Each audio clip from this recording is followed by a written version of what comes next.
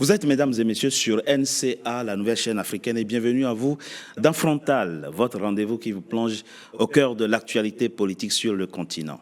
L'année 2025 est une année électorale en Afrique.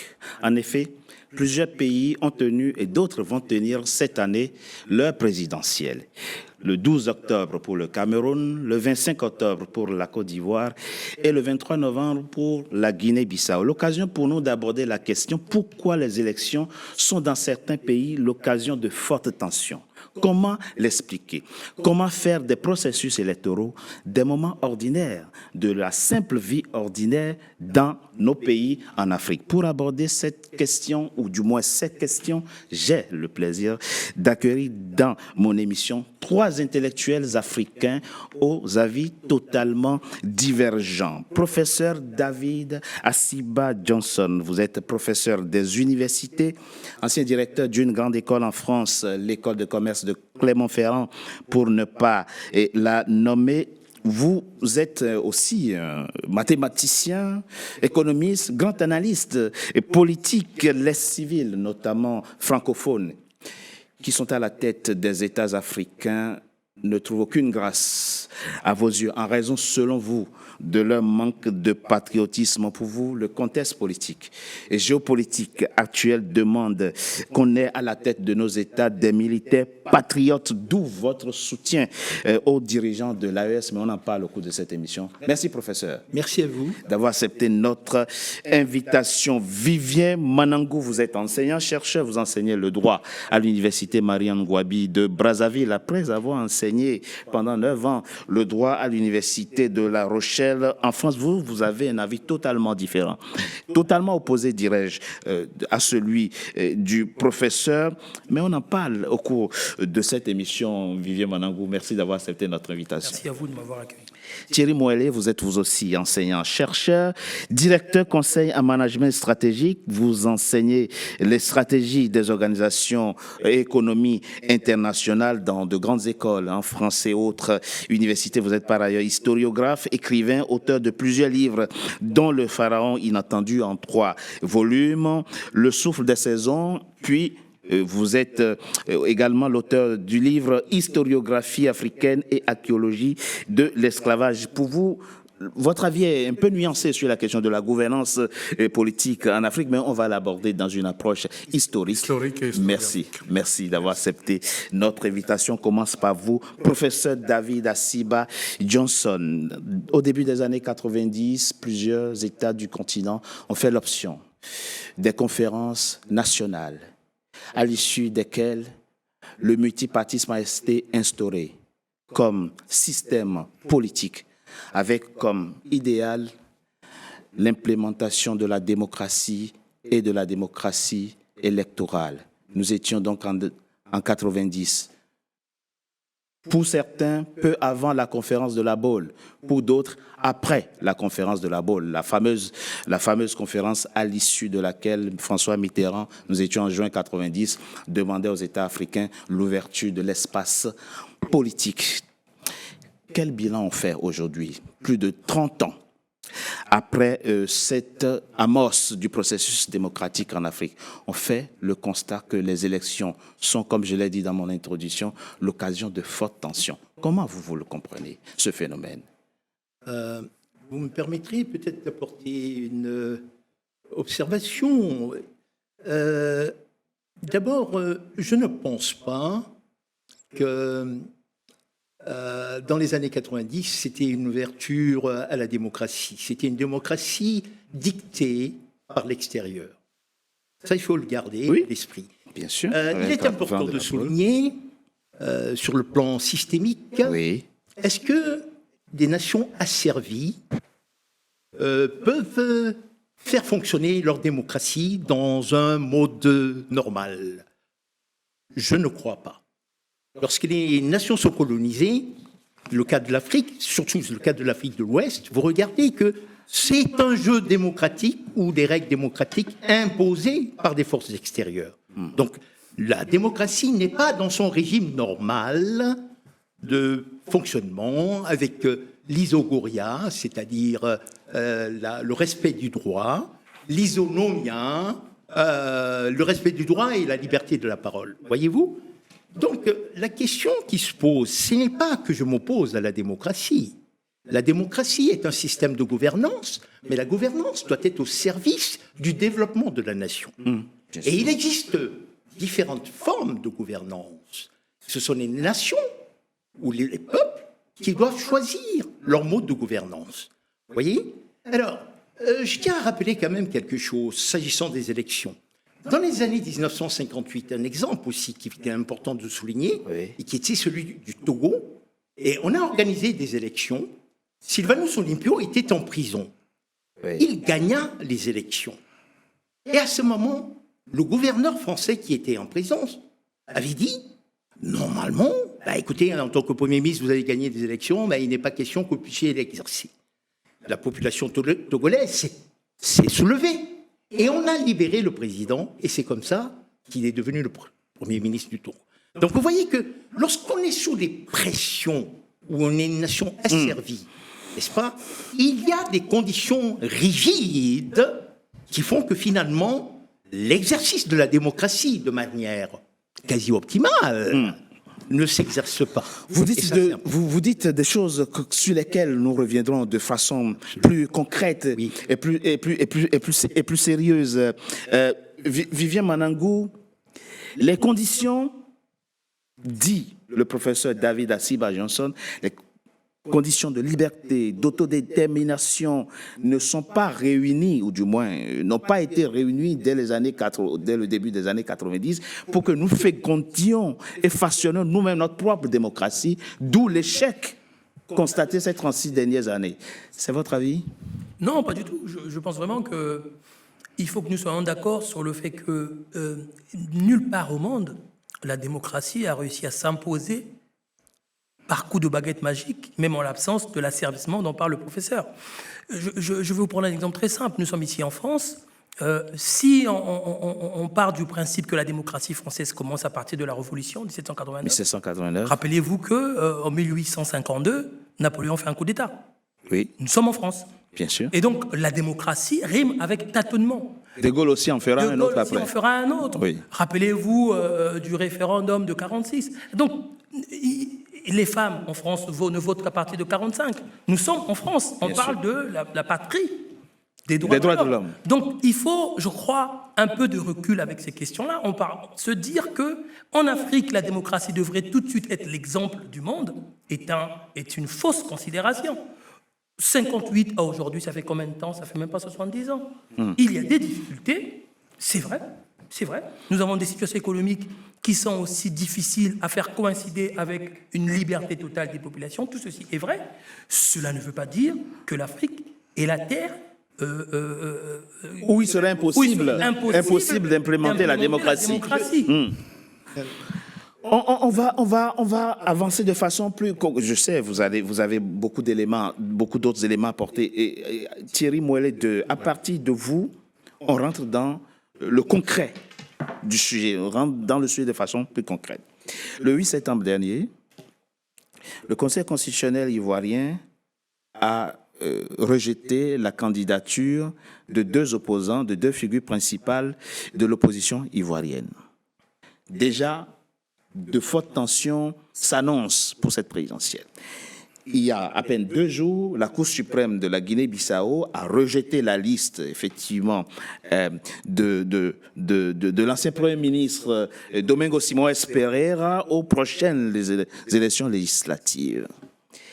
La question, c'est comment se fait-il que les moments où on doit choisir nos représentants à l'Assemblée nationale, où on doit élire nos présidents, là on ne parle même pas encore de la gouvernance démocratique, on parle simplement du choix de dirigeants.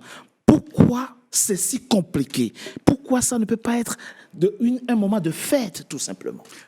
La question que vous posez est une question en fait anthropologique, qui se mélange avec des faits historiques qui n'avaient été qu'une greffe qui devait venir normalement soigner ou arranger le corps malade qui était l'Afrique qui sortait de l'esclavage et de la colonisation. Mais la greffe, cette démocratie dont nous parlons, était elle-même viciée dès les origines. parce que l'Afrique n'a pas eu le temps de penser, de se repenser, d'abord, premièrement, de penser ses blessures, ensuite de se reconstituer anthropologiquement, parce que c'était une société qui avait été totalement, n'est-ce pas, démantelée. Il n'y avait plus de repères, on en avait. S'il y avait des repères, il n'y avait des repères que des repères du colon.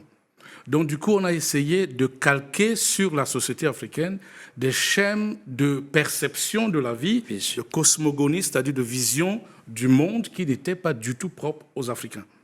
Cela ne veut pas dire que si on regarde la substance de la démocratie, elle n'existait pas en Afrique. Elle a toujours existé, c'est-à-dire la gestion, n'est-ce pas, de la parole divergente, le choix, n'est-ce pas, des dirigeants, les schèmes, les valeurs, tout cela a toujours Les été... rois avaient des assesseurs. Absolument. On pouvait même démettre même des rois. On pouvait même faire des régicides, on pouvait tuer des rois. Donc, lorsque le roi, n'est-ce pas, a failli à sa mission, qui est celle représentée par le symbole même, par exemple, de ce qu'on appelle le Péra. Le Péra, c'est celui qu'on appelle aujourd'hui le pharaon. Père veut dire maison, A veut dire grand. Donc le chef, en fait, c'est la maison commune. Il est le symbole de la maison commune. Et lorsque le chef n'arrive plus, parce que lui-même est de manière axiologique, c'est-à-dire sur le plan de la valeur et de la morale, il est défaillant. Tout ce qui tourne autour de son élection ou qui tourne autour de son pouvoir met en branle 3 catégories, n'est-ce pas, de résistance. L'intellectuel, c'est-à-dire ceux qui pensent le pouvoir, n'est-ce pas, le pouvoir organiser, et le pouvoir démanteler ou défaire, c'est-à-dire les intellectuels, ils vont se mettre, n'est-ce pas, de côté ou alors être combattus. Ensuite, il y a le pouvoir économique. Le pouvoir économique au niveau, n'est-ce pas, de la distribution et même de la gestion de la rareté des biens qui sont là et qui méritent, n'est-ce pas, d'être équilibrés en termes de réallocation ou d'allocation de ces biens, pour ce qui concerne l'ensemble de la société et ses différents stracts. Ensuite, il y a le pouvoir militaire. Et c'est là où il y a un problème. Parce que le pouvoir militaire, comme le pouvoir économique, vont constituer ce qu'on appelle l'état profond. Et c'est justement la question dite l'état profond. La question de l'état profond est centrale au niveau de la distribution, n'est-ce pas, des cartes dans les processus électoraux en Afrique. Or, l'état profond aujourd'hui en Afrique ne se trouve pas en Afrique. L'état profond se trouve ailleurs. Et c'est cet état profond... Vous rejoignez le professeur quand il parle des influences extérieures. Sur ce point-là, nous avons un système que nous n'avons pas conçu. Et on veut que nous soyons des maîtres d'un système que nous ne contrôlons pas. Ensuite, derrière un système qu'on ne contrôle pas, il y a des enjeux qui échappent à celui qui est appelé à aller voter celui qu'on présente comme, n'est-ce pas, le candidat. Parfois, le candidat est d'abord choisi avant qu'il ne soit présenté au peuple, et le peuple n'est là, en fait, en réalité, que pour participer à... Pour venir habiller. Pour venir habiller et participer à ce qu'on appelle un coup d'État permanent contre le peuple. Parce que les gens, au jour d'aujourd'hui, si on regarde les schèmes démocratiques tels que cela s'apprend anthropologiquement, on se rend compte qu'on est totalement à côté. En fait, il faut faire un frein. Il faut les états généraux de la pensée africaine, de la pensée organisationnelle, je veux dire, que l'Afrique organise elle-même ses propres schèmes de développement, il y a un piège. Sa construction étatique. Et à ce moment-là, on pourrait... Comme nous devons... Pour la substance de la démocratie, nous l'avons, mais le fait de nommer cette substance la démocratie, en réalité, biaise tout le débat. Et on a l'impression qu'on a en face de nous des apprenants de la démocratie et des maîtres de la démocratie, mais lorsqu'on regarde ces mêmes maîtres, à mon avis, n'ont pas fini. Mais quelque chose me paraît troublant, Thierry Moëllet. Il y a un piège intellectuel dans votre analyse. C'est celui de penser pour tout le continent en tant que francophone. Je vous donne quelques exemples. C'est pas une question Nous sommes, de langue. Monsieur Thierry Moëllet II, nous sommes aujourd'hui le 26 septembre. Le 16 septembre dernier, le Malawi a tenu sa présidentielle. Le 24 septembre, Lazarus Chakwera, c'est le président sortant, candidat à sa propre succession. Alors même que la Cour suprême ne s'est pas prononcée, appelle Peter Mutharika et lui dit « Félicitations, vous avez gagné. Je suis prêt à vous passer le pouvoir. » Mais j'aurais pu vous donner le cas de George Weah qui, au Libéria, en novembre dernier, alors que l'écart est très, très serré entre Joseph Boakai et George Weah, qui était donné favori. Quelques jours avant cette présidentielle, il appelle, il dit, écoute, Félicitations, vous avez gagné. Je me tiens prêt pour la passation du pouvoir. J'aurais pu donner l'exemple de Yann Kama au Botswana, j'aurais pu donner l'exemple de Diakata Kikwete en Tanzanie, le Ghana, j'aurais pu donner l'exemple du Ghana quand on voit le président ghanéen recevoir ses prédécesseurs au palais pour déjeuner, c'est beau. Je vous l'ai dit autrement. Alors, oui, bien sûr. La question, c'est pourquoi c'est chez nous, les francophones, que ça ne marche pas. Voilà. Et ce Mais que vous on aurait faites pu bien de citer rappeler... la question, on aurait pu citer aussi la passation entre Macky Sall et... Bien sûr, le Sénégal, c'est une le zone Sénégal francophone. et d'autres pays francophones. Je voudrais apporter une nuance. Quand Allez-y. même. C'est vrai que ce que vous avez mis en saillie, c'est le fait que au niveau des pays anglophones, les choses se passent tout à fait, de manière tout à fait différente. Et on voit bien aussi qu'en matière de colonisation, la manière dont les anglophones ont été dirigés, il y avait le indirect rule, on permettait aux autochtones de diriger selon les lois, les coutumes qui étaient les leurs. Maintenant, si on prend le cas de l'espace francophone, c'est vrai que quand Abdou Diouf versus opposé à justement Abdoulaye Wade, il s'est produit la chose suivante. C'est Abdou Diouf qui avait pris le téléphone lors du dépouillement des élections et qui a appelé Wade en lui disant « tu as gagné les élections ». Mais son entourage et les militaires qui étaient à côté avaient dit, lorsqu'on dépouillait les résultats, mais si vous voulez, on peut vous garder au pouvoir, etc. Pour éviter, couper court, il a appelé Wade pour dire que Wade a gagné les élections. Mais regardez ce qui se passe. Des années après, Wade décide justement d'aller au-delà de la Constitution pour essayer de faire un troisième mandat. Vous voyez? Ensuite, c'est qui est là le président, le dernier président du... Macky Sall. Macky Sall s'est dit, mais écoutez, vous n'allez pas faire cela parce que nous voulons justement une alternance démocratique.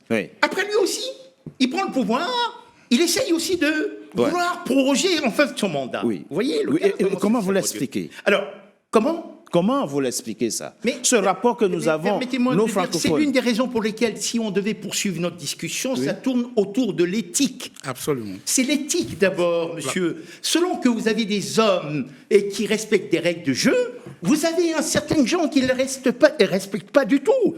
Le cas de la Côte d'Ivoire, pour ne pas le nommer, puisque il était dit que, alors, il n'y aura pas de troisième mandat, on modifie justement la Constitution.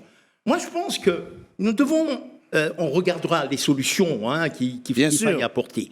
Mais je pense qu'il est indispensable de travailler sur des constitutions qui bloquent et qui rigidifient la possibilité de ne pas justement contourner les règles. Mais c'est d'abord les hommes. Est-ce que les hommes sont conscients de dire mais il faut une certaine alternance qui permette de voir les choses autrement et pour créer de la richesse. Voyez-vous, on a le sentiment que lorsque j'accède au suffrage, à la magistrature suprême, c'est de vouloir conserver ad vieternam le pouvoir. Et ça, c'est une caractérisation en fait, du continent africain. On va aborder ce point-là. Vivez Manago très rapidement, monsieur. Mais il y a deux bonnes nouvelles. Après quelques minutes d'échange, la première bonne nouvelle, c'est qu'au fond, l'Afrique, culturellement, est aussi capable d'implémenter la démocratie. Oui, en effet, oui. La deuxième bonne, puisque ça marche avec les anglophones. Exactement. La deuxième bonne nouvelle, c'est qu'il y a aussi des francophones qui, quand même, respectent les règles démocratiques. On a parlé du Sénégal, on aurait pu parler du Bénin. Lionel Zinsou, en 2016, prend son téléphone, avant même que la Cour constitutionnelle ne se prononce, appelle Patrice Talon, et dit félicitations. Et lui aussi, il accepte de partir. Dans quelques mois, le Bénin aura 3 anciens présidents de la République. Donc, ça fait une deuxième bonne nouvelle. Bien sûr. Mais finalement, ce n'est pas une question culturelle. Non, Richard Tobé, c'est d'autant plus une question culturelle que quand je suis le professeur Johnson, je voudrais lui rappeler une chose toute simple que quelqu'un a évoquée au 19e siècle, qui s'appelait Montesquieu. Tout homme qui a un pouvoir est amené à en abuser. Et Montesquieu ne parlait pas des Africains. C'est vrai. Il ne parlait pas des Africains. Et il a rajouté, à la suite de cette phrase célèbre qu'on apprend à tous les étudiants en première année, Il faut donc que par la disposition des choses, le pouvoir arrête le pouvoir. Pourquoi M. Bolsonaro, qui n'est pas africain, était aujourd'hui en prison? N'est-ce Le pas qu'il Brésilien. Le Brésilien, n'est-ce pas qu'il a voulu conserver le pouvoir? Bien sûr. Pourquoi je vous rappelle encore que le Second Empire dont on parle en France, 1852, Napoléon, ce n'était pas un Congolais, ni un Camerounais, Bien sûr. ni un Angolais.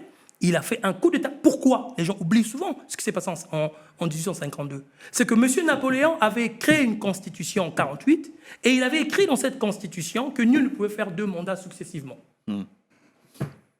Et comme le temps passe toujours, 4 ans plus tard, il s'est retrouvé coincé par sa propre constitution.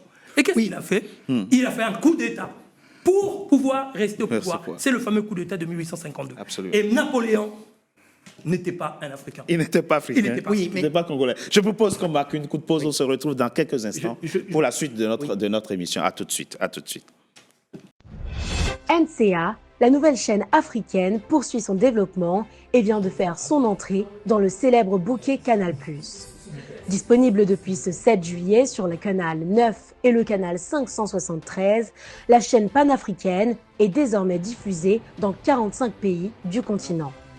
Merci à vous tous qui, par vos soutiens, avez contribué à la concrétisation de ce projet panafricain. NCA, la chaîne panafricaine de référence.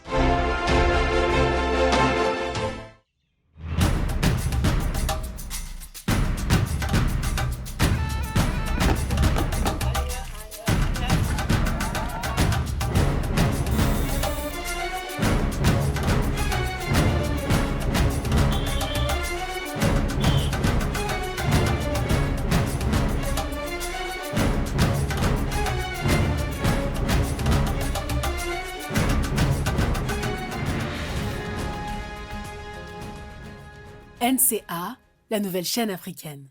NCA, the New African Channel.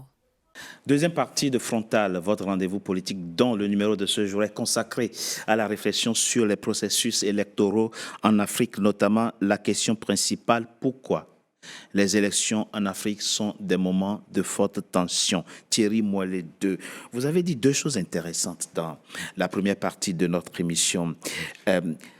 Vous avez rappelé que historiquement, nos rois ne régnaient pas de façon dictatoriale. Oui. Vous avez bien rappelé qu'il y a un corps qui entourait le roi, il y a une ceinture démocratique qui accompagnait le roi dans sa réance. Et deuxièmement, vous avez évoqué la question du centre de pouvoir. C'est là que se trouve le nœud qu'il faut maintenant et approfondir la réflexion. Lorsque nous avons réussi, pour certains, à couper les chaînes, parce que certains pays, quand même, ne sont pas sous domination étrangère forcément, en tout cas politiquement. Économiquement, sans doute. Mais politiquement, il y en a qui ont la liberté d'organiser les élections et que le meilleur gagne. Nous venons de le voir au Malawi, nous l'avons vu dans plein d'autres pays. Pourquoi finalement, sur quel levier actionner justement pour régler cette question de rapport compliqué au pouvoir? Le professeur l'a rappelé, on fixe les règles et à un moment donné, celui qui est au pouvoir, il change les règles au milieu du jeu. J'aimerais Comment on fait? pouvoir répondre à votre question, mais j'aimerais quand même revenir, permettez-moi une seconde, sur la question de francophonie et d'anglo-saxonie ou anglophonie. Je ne sais pas comment on dit cela, mais en fait, la question n'est pas de savoir de quelle langue nous sommes les continuateurs, de quelle langue coloniale nous sommes les continuateurs pour pouvoir évaluer nos turpitudes ou nos réussites. Ce n'est pas une question de la langue française ou la langue anglaise. Parce qu'à chaque fois, on se met en réflexion, mais le colon est toujours là, qu'il soit parti ou pas. Et c'est un peu gênant parce que les Africains devraient cesser, n'est-ce pas, de s'identifier à l'anglophone, le francophone, les gens. C'est que c'est nous-mêmes qui maintenons, en fait, les chaînes de la colonie permanente. Donc, une fois cela dit, je pense que c'est le rapport éthique à la gouvernance et le pouvoir est corrupteur par excellence parce qu'il permet de dire non. Non à la volonté populaire pour se prouver à soi-même qu'on a un pouvoir qui va au-delà de la masse critique qui est en face de nous et pour laquelle nous avons la destinée à peaufiner.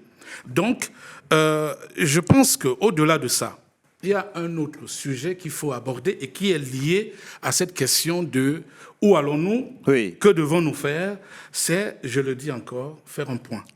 Nous n'avons pas fait le point avec l'histoire.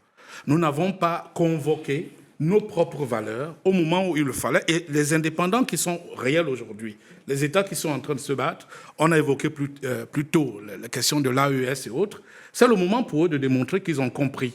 Parce que si vous voulez votre indépendance, ce n'est pas simplement de chasser l'ancien colon, c'est de se départir de tous les schèmes culturels qui sont relatifs à la présence ou à l'absence de l'ancien colon et de mettre en avant ce que vous avez vous-même comme valeur. Pour cela, il faut qu'on soit honnête et qu'on étudie notre propre histoire et qu'on étudie notre propre anthropologie. Si on n'a pas l'histoire et l'anthropologie au centre de la réflexion politique, nous serons toujours en train de nous reposer les mêmes questions. Dans 20 ans, dans 30 ans, dans 50 ans. Parce que, en fait, on ne se regarde pas face au miroir. Et le miroir qui est le nôtre, permettez-moi de finir dessus. Oui. Le miroir qui est le nôtre n'est pas très propre. Parce que l'éducation aujourd'hui que nous donnons à nos enfants, le système éducatif que nous avons en place dans des pays africains, est la continuité du système colonial. Et les enfants qui sont les nôtres vont reproduire les mêmes schèmes. Et ils vont regarder l'Occident, même s'ils n'ont pas été colonisés, ils ont été colonisés par leurs propres parents que nous sommes. Nous avons colonisé nos enfants et nous allons leur demander de se départir, n'est-ce pas, du système colonial qui est omniprésent, alors que nous n'avons pas été capables de leur montrer le chemin de l'indépendance réelle, qui est d'abord une indépendance intellectuelle et morale. Donc il y a un problème de moralité collective qu'il faut mettre au centre de la réflexion, n'est-ce pas, du devenir des Africains, et pas simplement saupoudrer les choses doucement avec l'histoire. Mais on est d'accord. La démocratie. La démocratie n'a jamais construit un pays. Regardez les États-Unis. Est-ce que les États-Unis ont été construits par les démocrates? Ce sont des militaires qui ont construit les États-Unis. Les pères fondateurs des États-Unis, ce n'étaient pas les démocrates. Regardez l'Europe. La France a eu deux grands dictateurs qui s'appellent Napoléon et De Gaulle. Ce sont eux qui ont construit la France moderne.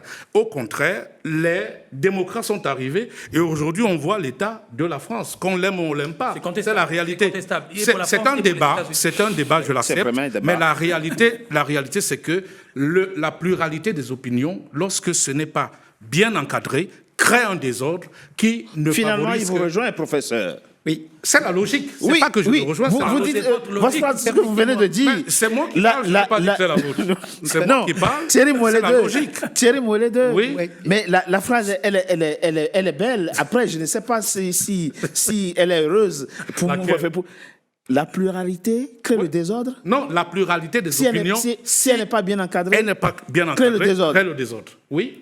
Bon. Ouais. Mais moi, ce que je voudrais dire, contrairement à ce qu'on pourrait penser, lorsque nous parlons, par exemple, de mots de gouvernance au niveau de ce qui se passe par rapport aux pays anglo-saxons, il faut d'abord, il ne faut pas négliger ce qu'on appelle la dimension de l'hystérèse. L'hystérèse est la capacité d'identifier comment les traces historiques qui sont très pesantes. D'accord? Et ça, vous le savez très bien, vous-même, en tant que spécialiste des organisations. Donc, c'est de poser d'abord le diagnostic. Lorsqu'on parle du facteur clé de succès, ici, il faudrait parler des obstacles clés d'échec qui font que la démocratie n'est pas effective au niveau du continent africain. C'est ça, d'abord, la question. C'est ce que j'ai appelé tout à l'heure. Oui, ce sont les obstacles clés d'échec. Alors, je crois que il est important de dire, parce qu'il y avait le camarade qui disait, oui, que ce n'était pas spécifique simplement aux Africains et qu'il y a toujours des freeriders dans n'importe quel pays, notamment au niveau de l'Argentine, etc. Nous ne le contestons pas. Ce qui nous intéresse, nous, c'est comment l'Afrique doit se prendre en charge pour rapidement se débarrasser de ces problèmes politiques, n'est-ce pas, et attaquer le cœur du problème, qui est le problème du développement. D'accord ? C'est ça la question. Alors, nous sommes en train de parler, par exemple, il ne faut pas l'oublier, Deng Xiaoping a mis moins de 30 ans pour sortir 890 millions de personnes chinois de la pauvreté. C'est à peu près 3 fois et demi la population du Nigeria. Ça s'est fait en moins de 30 ans. En moins de 30 ans. Alors, la question fondamentale aujourd'hui, ce sont les enjeux économiques. On pollue, n'est-ce pas, le développement du continent africain en s'attardant sur des règles du jeu politique que l'on ne respecte pas Qui et sont- que l'on modifie qui sont- à tout moment. Richard, À tout oui, moment. mais là- Je chute, permettez-moi de chuter. Allez-y. J'avais évoqué dès le départ que c'était d'abord un problème d'éthique. Oui. Le problème d'éthique. Mais puisque au niveau de l'éthique est d'abord une affaire individuelle, il faudra que institutionnellement, on envisage des modus operandi Oui. qui ne permettent pas à l'intuitif personné de pouvoir justement Et en quoi faisant, changer les règles. en quoi faisant, c'est la question. Alors, c'est très important. Il faut qu'on soit concret maintenant.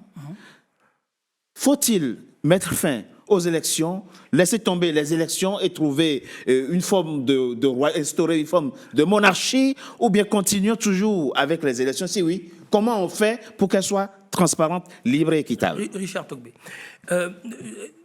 Pour rebondir à ce que disait le professeur Johnson, sur ce point, nous sommes d'accord. Oui, Et on ne peut qu'être que d'accord. bien sûr.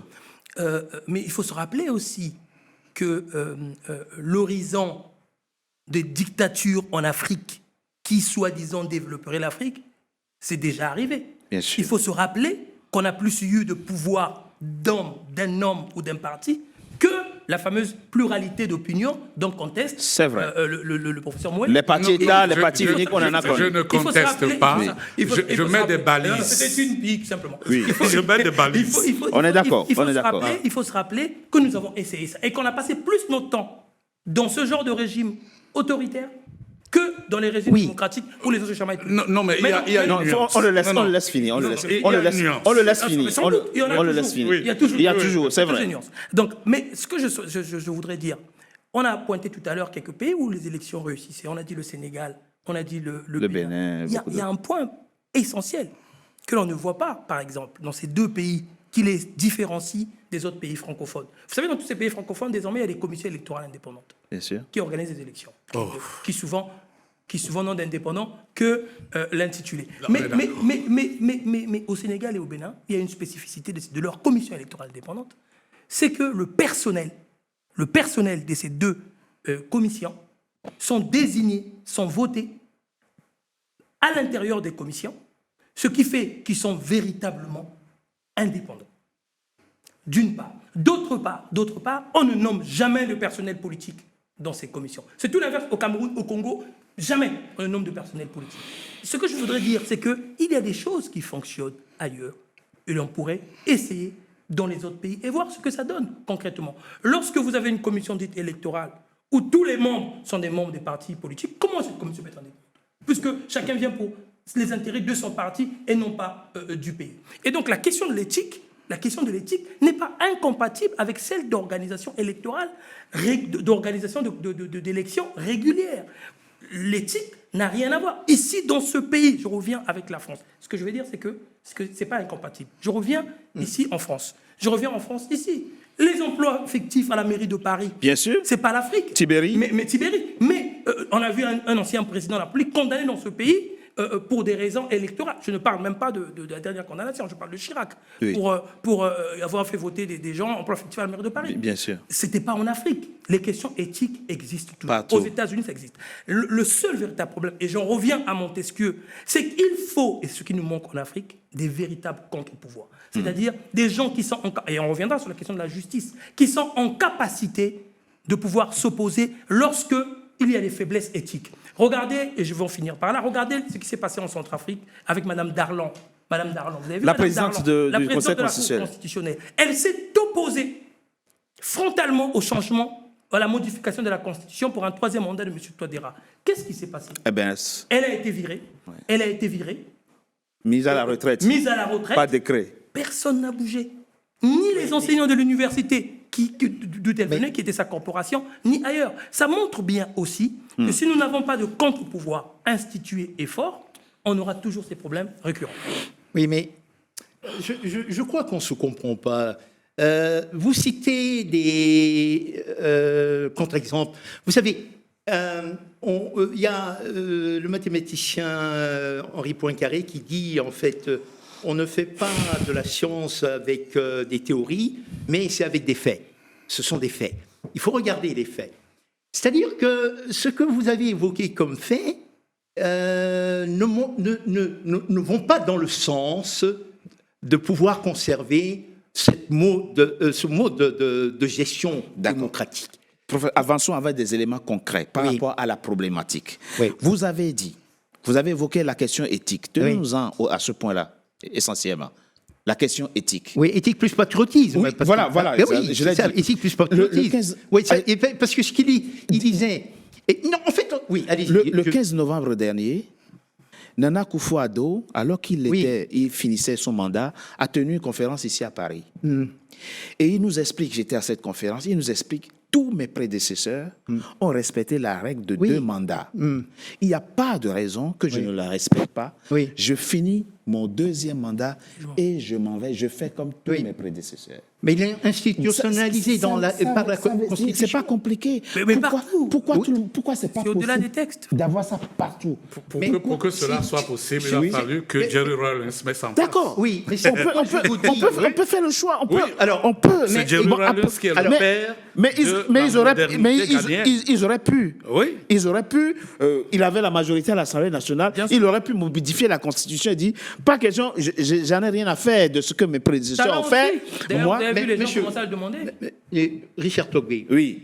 vous avez souvenance que c'est Idriss Déby, avant sa mort, qui nous avait dit la chose suivante, que lui, à un certain moment, il voulait s'en aller. Oui, bon. On lui a fait venir un On n'était pas professeur obligé de de croire, Constitution, mais ça a été annoncé. Oui, C'est un fait, il a annoncé quand même. Un fait, Vous non. ne croyez pas, C'est une d'accord. opinion. Enfin, moi, ne perdons pas de temps. Ouais. Moi, je dis, la plupart des systèmes politiques ou des pays africains aujourd'hui gouvernés, mais le pouvoir n'est pas au niveau de la nation, elle vient de l'extérieur, c'est elle qui dicte les règles. Vous pensez qu'aujourd'hui... Mais bien sûr que c'est une évidence totale. Juste alors, là- Aujourd'hui au Bénin, par exemple, c'est quelqu'un qui a demandé à Patrice Talon de partir en 2026? Non, C'est pas un choix libre et volontaire qu'il a fait? Écoutez, c'est l'exception qui peut confirmer la C'est règle. pas Non, l'exception. non, mais permettez, Professeur.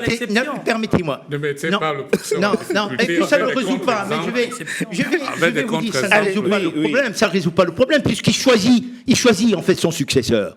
Donc vous voyez bien. Oui, mais ça, on ne le sait pas encore. Mais Il ça a ne choisi- résout pas le il a- problème. oui, mais bon, Ah, vous dites oui, il Vous avez respecte suivi pas de l'affaire, mandat. vous avez lu le bouquin de M. Écoutez, est-ce Debré. qu'on peut- Le plus important, Je me c'est permets- qu'on arrive Permettons à la qu'on conclusion. aille. Non, Voilà. je voudrais Est-ce terminer. que c'est une fatalité ou bien on y peut quelque chose toujours? Mais il est possible. En fait, j'ai parlé des obstacles clés d'échec. Bien sûr. Mais il faut les identifier. Dans ces obstacles allons-y. clés d'échec, Oui. mais il y a le professeur Thierry Mouelet qui parlait en fait de revenir sur nos valeurs, etc. Mais d'accord, il faut revenir sur les valeurs, mais il faut gérer la quotidienneté.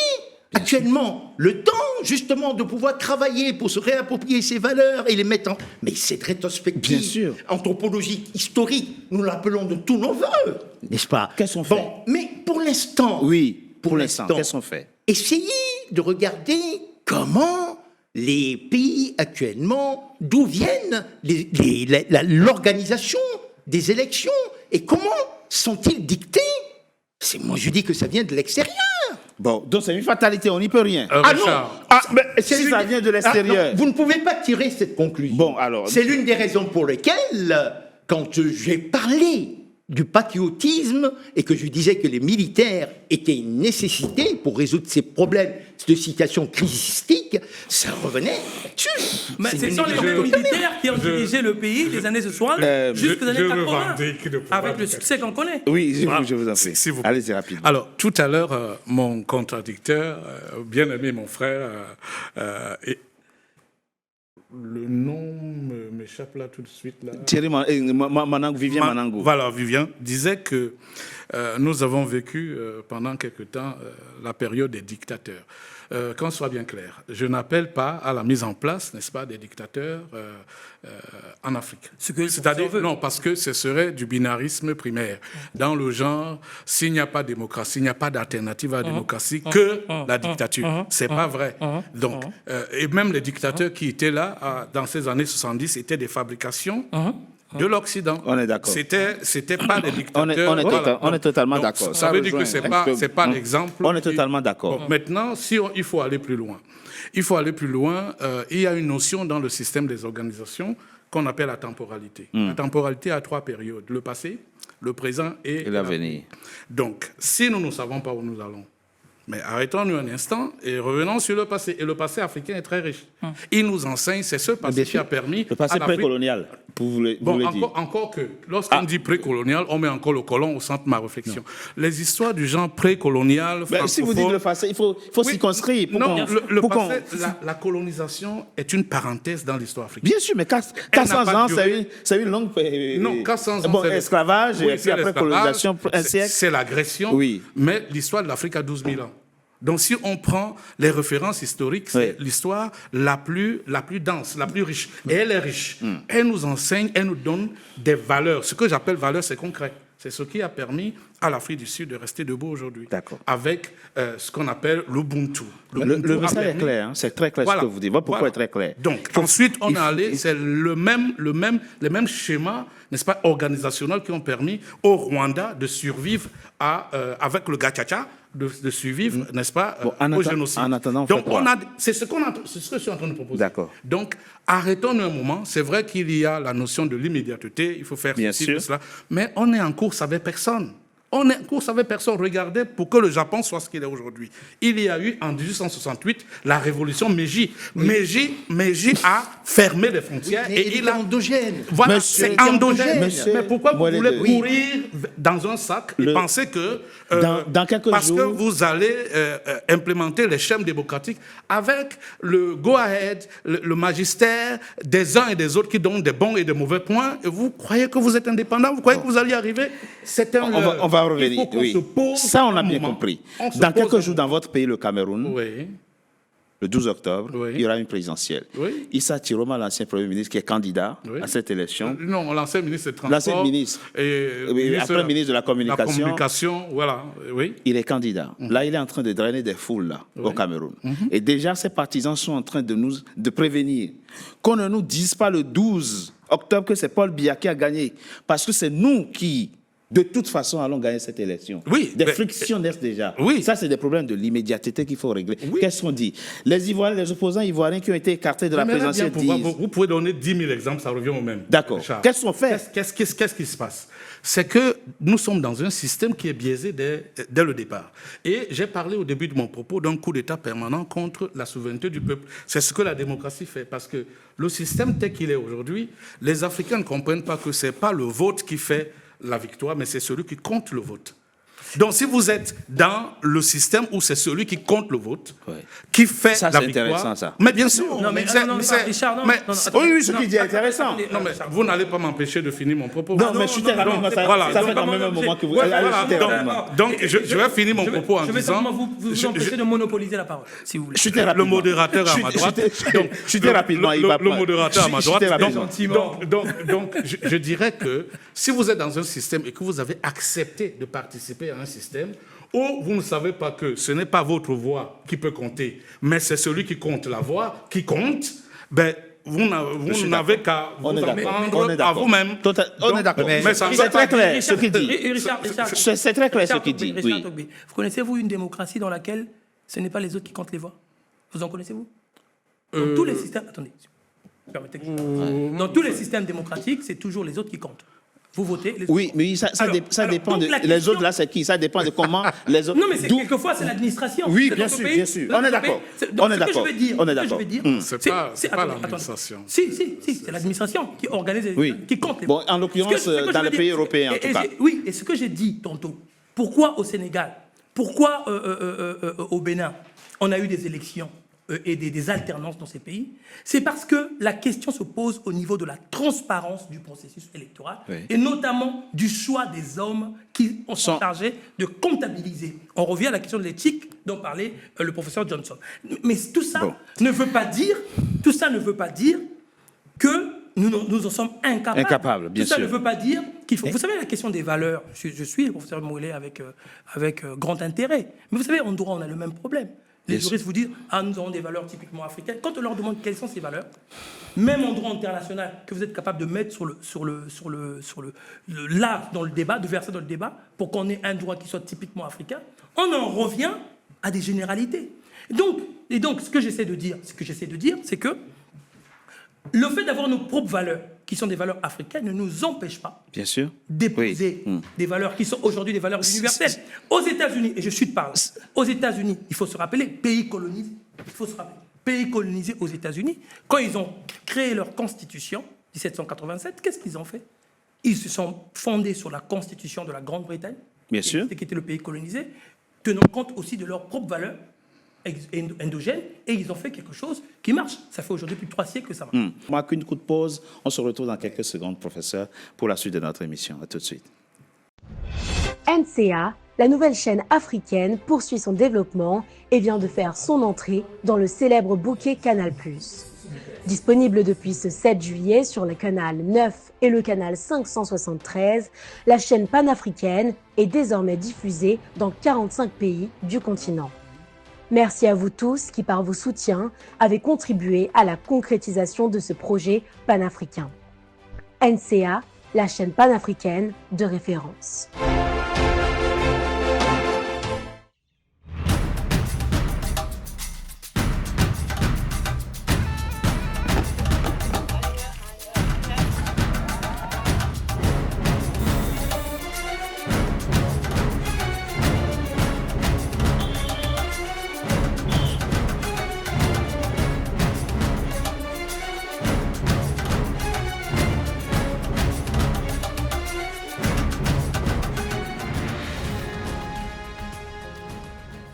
NCA, la nouvelle chaîne africaine. NCA, the New African Channel.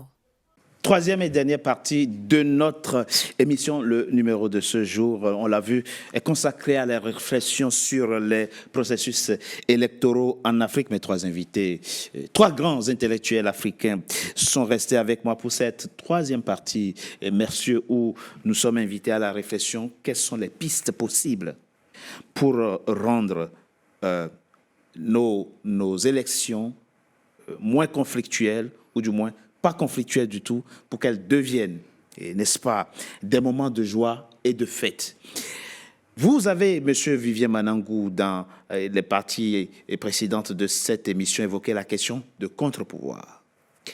Il se trouve effectivement que, quand je prends seulement les 3 prochaines présidentielles sur le continent, on a la justice, souvent la justice constitutionnelle, qui tranche et qui écarte. Là, il y a Domingo Simoes Pereira, l'ancien Premier ministre, qui veut être candidat en Guinée-Bissau, mais qui ne le sera pas, puisqu'un dossier est monté contre lui devant la justice, donc il est recherché par la justice de son pays, il est à Lisbonne. En ce moment, on l'a vu, Maurice Kamto a été écarté par le Conseil constitutionnel camerounais, au motif, bien entre autres, qu'il n'a pas de représentant à l'Assemblée nationale puisqu'il avait boycotté les dernières législatives. Laurent Gbagbo et Tidiane Thiam sont recalés par le Conseil constitutionnel ivoirien. Donc, à chaque fois, il y a un appareil, une institution qui dit vous n'êtes pas qualifié, vous ne pouvez pas. Or, ces gens drainent du monde derrière eux. C'est-à-dire, le pays est fragmenté derrière des leaders dont certains sont écartés par la justice. Qu'est-ce qu'on fait? Puisque eux tous disent, ce n'est pas la justice, c'est la politique, c'est le pouvoir exécutif qui a sous ses bottes le pouvoir judiciaire qui est instrumentalisé contre nous. Qu'est-ce qu'on fait? Je voudrais dire quelque chose. C'est lui. C'est la question, c'était à mon tour de parler. Oui, allez-y, on peut commencer avant d'arriver. La question revient à celle-ci. Oui. Sommes-nous pour une alternance démocratique? C'est autrement la question que vous êtes en train de poser. Oui, c'est ce que la Si nous Constitution sommes dit. pour une alternance démocratique, est-ce que l'on définit correctement les règles du jeu pour que cette alternance démocratique soit effective? C'est ça le problème. Oui. Ou bien on est à même d'instrumentaliser soit la justice pour interdire à certains candidats de participer au jeu. Voyez-vous la situation? C'est celle-là qui se présente. Donc, je voudrais quand même pouvoir rappeler quelque chose, vous me permettez, parce que ça fait 25 ans, j'avais été invité au Sénégal lorsque Wade avait accédé à la magistrature suprême, et j'ai fait une leçon inaugurale sur l'alternance démocratique et développement économique. Alors, je voudrais rappeler ce que disait Cheikh Anta Diop dans le chapitre 12 de son ouvrage civilisation et barbarie. Alors nous revenons peut-être et on tombera sur ce que Thierry Mouelet disait tout à l'heure, problème des valeurs endogènes. Alors, de la royauté, il dit, si la fonction royale présente des avantages évidents, elle est aussi réglée par un rituel si astreignant que parfois, à tout prendre le sort du roi n'est pas du tout enviable. En effet, la mise à mort effective du roi au bout d'un nombre variable d'années de règne, 8 ans en général, suivant les régions, n'est pas un fait exceptionnel. Elle a persisté, ça et là, à travers l'espace et le temps en Afrique noire.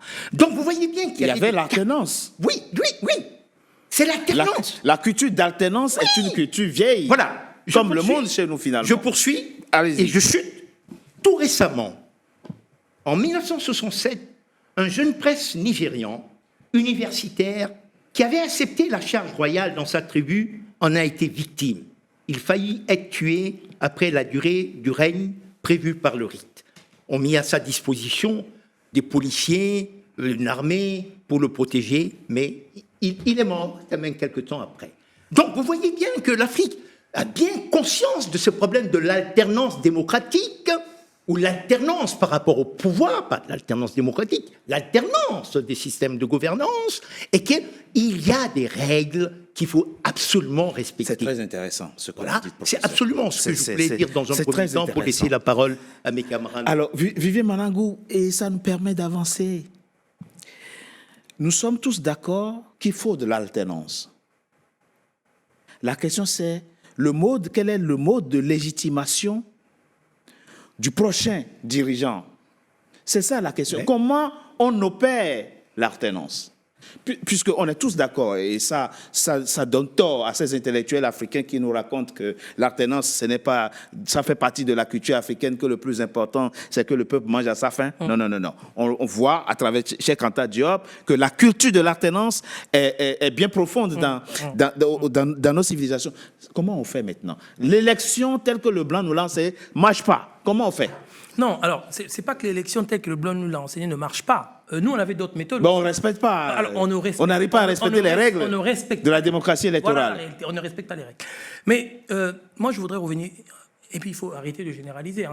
Mais on est totalement d'accord. Certains respectent. Bon, on est totalement d'accord. Si, moi, dans mon pays, on ne respecte pas, au Congo ou au Cameroun, mais dans certains pays, on respecte. Totalement d'accord. Donc, arrêtons de généraliser. Bien sûr. Maintenant, si on revient, pourquoi ne respectons pas les règles de jeu dans certains pays?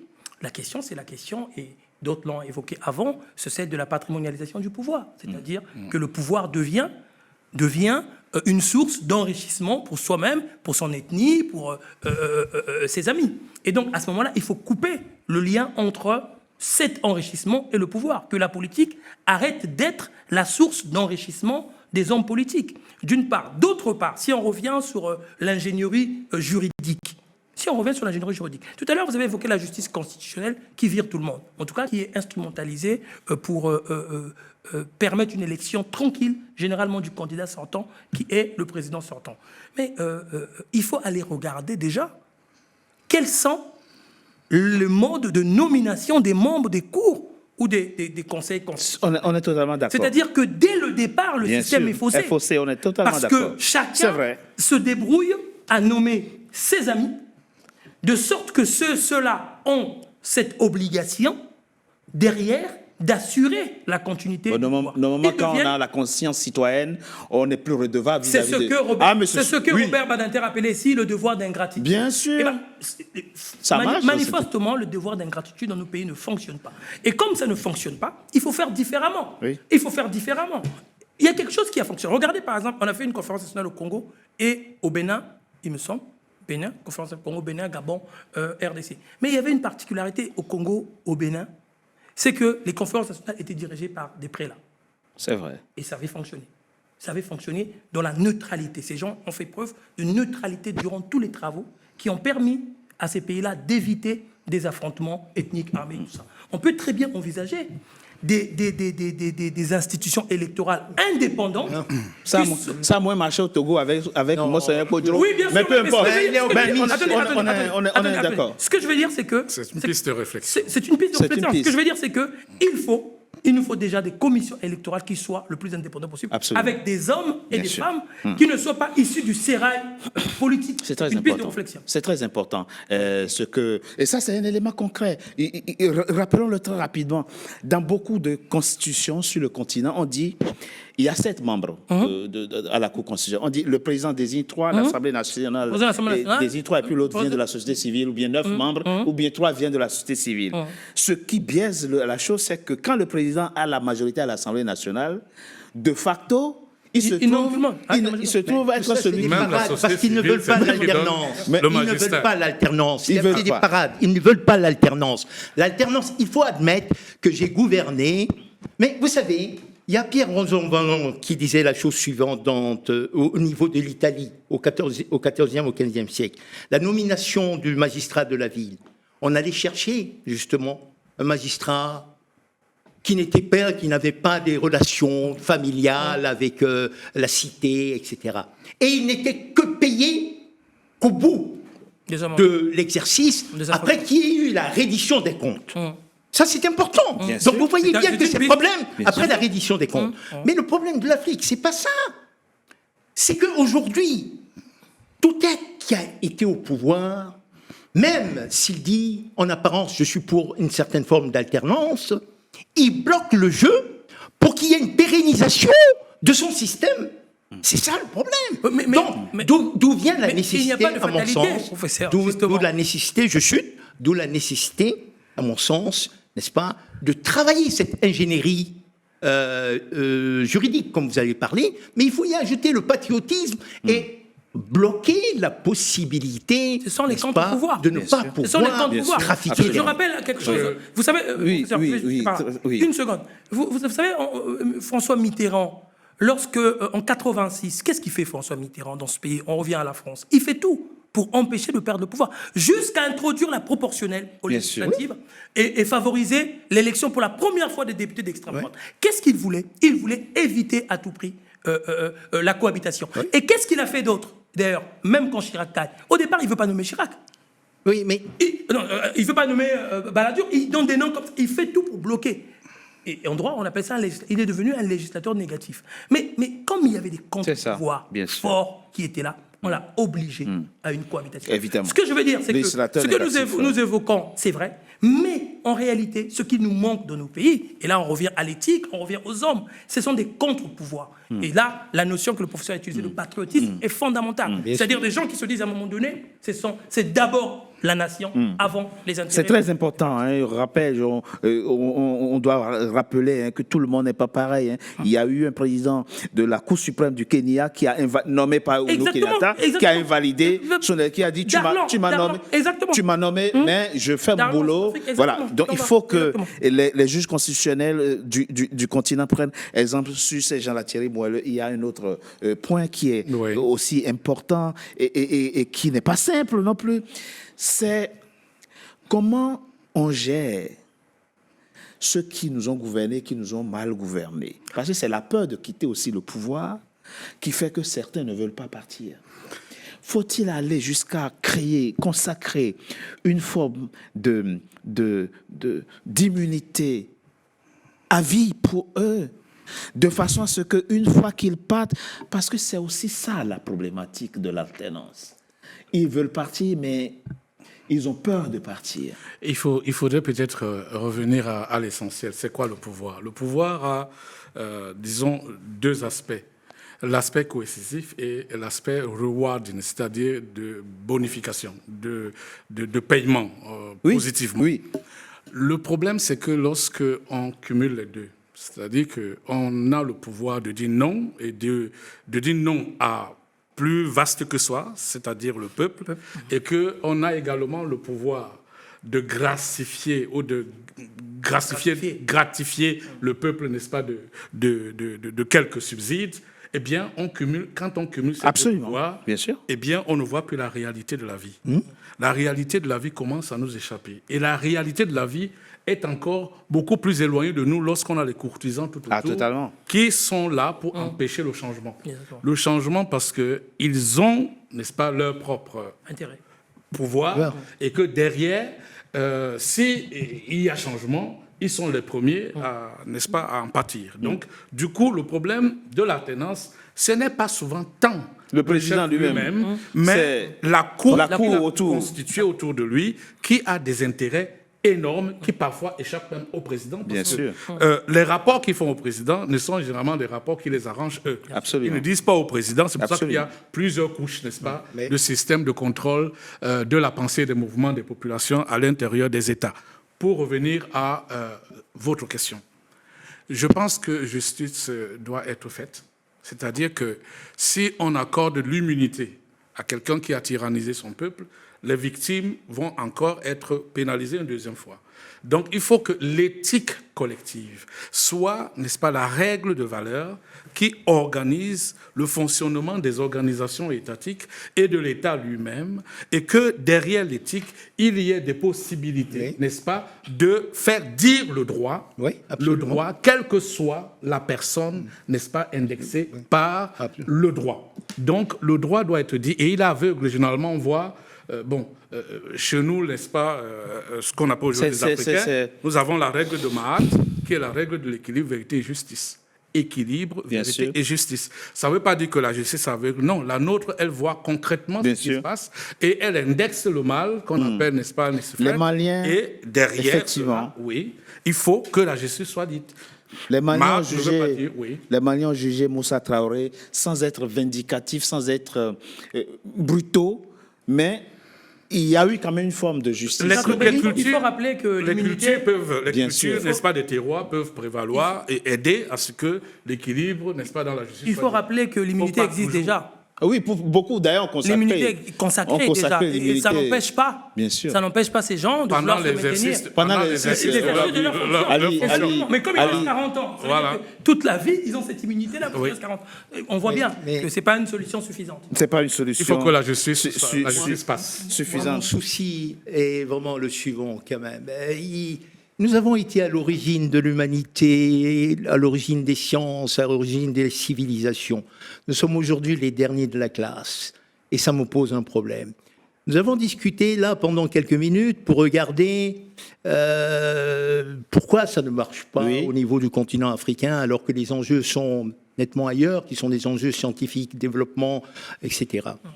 Alors, on a essayé de savoir, entre ce que disait mon camarade, c'était la possibilité de dire que, ouais, ce n'est pas spécifique au continent africain, on le trouve ailleurs. Mais ce n'est pas ça la question, c'est que l'Afrique, en fait, a besoin d'aller plus vite que les autres. Parce qu'elle a été colonisée, et l'hystérèse... Comme beaucoup d'autres pays qui ont réussi. Non, mais Il faut je rappeler ça. chute. Mais l'hystérèse de la colonisation, elle continue d'exister.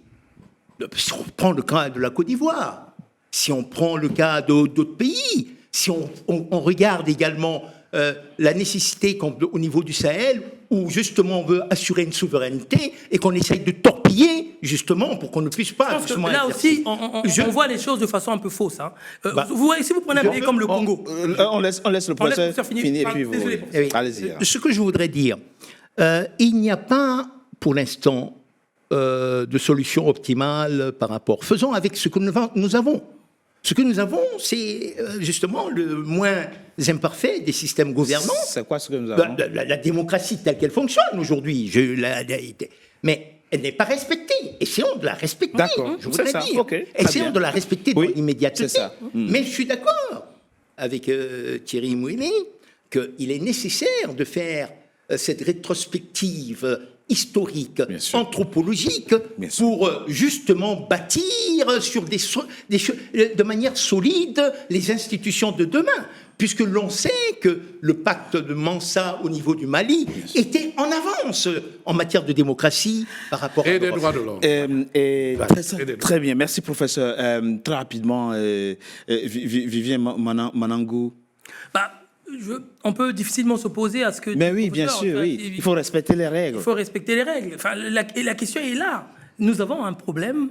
Je suis, moi, assez, quelque peu réservé sur la place présumée que l'on accorde encore aujourd'hui aux influences extérieures. Je suis très réservé.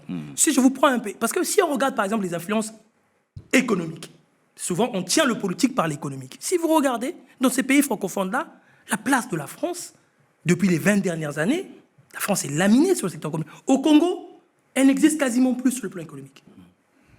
Pour prendre un pays que je connais bien. Bon, il y a encore Total. Hein. Comment ? Il y a encore Total. Je peux vous dire, regardez ce qu'est Total aujourd'hui. Regardez les derniers chiffres du pétrole, de l'exploitation pétrole. Vous verrez, vous serez surpris. Ce que j'essaie de dire, c'est que je crois qu'il faut qu'on arrête aussi avec cette histoire de la malédiction. D'accord ? Cette histoire, vous savez, on disait les pays pétroliers, là, parlait des pays pétroliers qui concernent le Congo, le Gabon, tout ça, l'histoire de la rente. Il faut arrêter avec ça. Nous avons une gouvernance aujourd'hui africaine qui n'est pas sérieuse. La bonne nouvelle, c'est que nous sommes capables. Ça, c'est la conclusion heureuse de cette émission. Nous ne sommes pas, parce que quand les Blancs le disent, ça nous fait mal.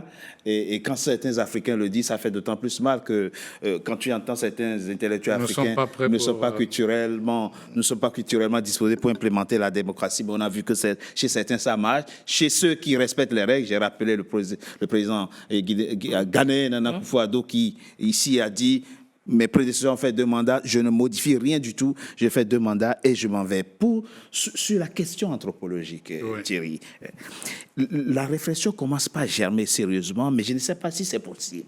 Le professeur l'a dit un peu, et vous aussi, vous l'évoquez. Est-ce qu'on peut aller jusqu'à imaginer une forme de sacralisation du pouvoir qui fait que le parjure en tant que tel soit tellement et fortement sanctionné et que les gens aient peur de violer leur propre serment? En fait, est-ce que c'est possible? Oui, c'est possible si on change la forme d'État. Pardon. Et si nos États modernes ne sont pas une pâle copie de l'imperfection même des États coloniaux qui nous ont soumis, entre guillemets, pendant quelques siècles. Si on change la forme de l'État, ça veut dire quoi? Ça veut dire que moi, traditionnaliste, malgré que je sois assis derrière ma cravate, je pense que la chance, je suis en train d'écrire un livre sur l'axiologie de la démocratie, donc les valeurs morales de la démocratie.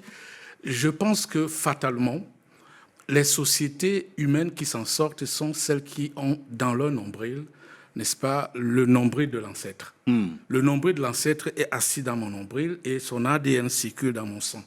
C'est ça ma pièce d'identité, ce n'est pas quelque chose d'autre. Cela veut dire quoi concrètement? Je pense que nous devrions envisager une réflexion sérieuse, anthropologique, sociale et politique, qui mette au centre de la réflexion la place des royautés africaines.